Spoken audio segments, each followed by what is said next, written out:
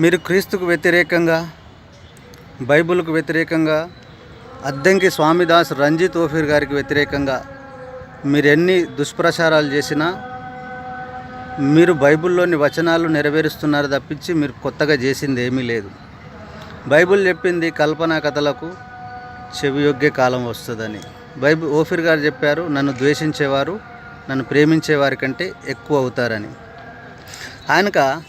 మీరు కనుక ఒకవేళ ఆయనకు వ్యతిరేకంగా, ఓఫీర్ గారికి వ్యతిరేకంగా మాట్లాడినా, క్రీస్తుకు వ్యతిరేకంగా మాట్లాడినా, బైబిల్కి వ్యతిరేకంగా మాట్లాడినా మీరు కొత్తగా చేస్తుంది ఏమి లేదు. బైబిల్లోని వచనాలు మాత్రమే నెరవేరుస్తున్నారు. ఒకవేళ మీరు క్రైస్తవులైతే మీ కన్నులు వెలిగించాలని నేను దేవుని ప్రార్థిస్తాను. ఎందుకంటే క్రైస్తవులు బైబిల్ని ధ్యానించాలి.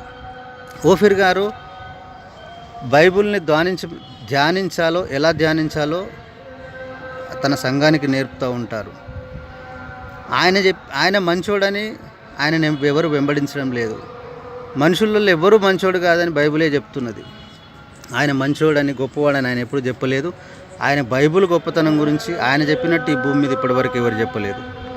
ఆయన క్రీస్తుని గురించిన గొప్పతనం గురించి భూమి మీద ఇప్పటివరకు ఆయన చెప్పినట్టు ఎవరు చెప్పలేదు.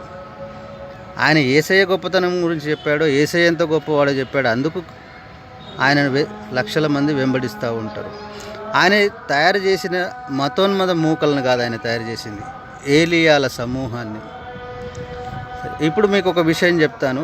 మీరు క్రైస్తవులు అయితే, ఆయన ఇంతకుముందే చెప్పాడు క్రైస్తవ సంఘం రెండుగా చీలబోతుంది అని ఎప్పుడో చెప్పాడు. అది జరుగుతుంది. ఇప్పుడు ఆయన చెప్పిన దాన్నే మీరు నెరవేరుస్తున్నారు. సరే, మీరు క్రైస్తవులు అయితే ఒక విషయాన్ని మీ చెప్తాను, మీరు గ్రహించండి. మీరు బైబిల్ చదివి ఉంటే, ధ్యానించి ఉంటే, ఏ ప్రవక్త విషయం తీసుకున్నా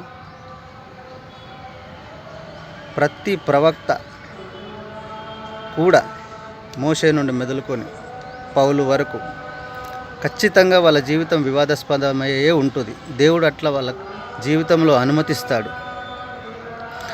ఇది ముందు గ్రహించాలి. మన ముందున్న ప్రవక్త విషయంలో ఈ వివాదాస్పదం ఎందుకు వచ్చాయి అని అంటే, దేవుడు ఖచ్చితంగా రాణిస్తాడు. ఆయన జల్లడ పట్టే కార్యక్రమం ప్రతి తరంలో చేస్తాడు.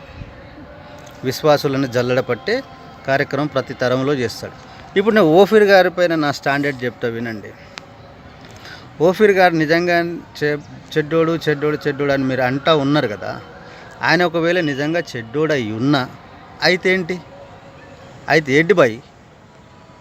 మీరెప్పుడు ఏ తప్పు చేయలేదా? నాకు తెలిసి ఆయన చెయ్యడు. అది సాధ్యము కాదు, అసాధ్యం. అయినప్పటికీ మీరు పడుతున్న తపన చూసి బాధ వేసి ఒక వీడియో చేస్తున్నా. అయితే ఏంటి? ఆయన తప్పు చేసి ఉంటే ఏంటి? ఆయన తప్పు చేసున్నా మేము డైరెక్ట్గా తప్పు చేస్తున్నప్పుడు చూసినా అయితే ఏంటి? మీ స్టాండర్డ్ ఏంటి? మీకు కావాల్సింది ఏంటి? మంచిది, సెలవు. ఇక ఓఫీర్ గారి పైన నా స్టాండర్డ్ ఇది.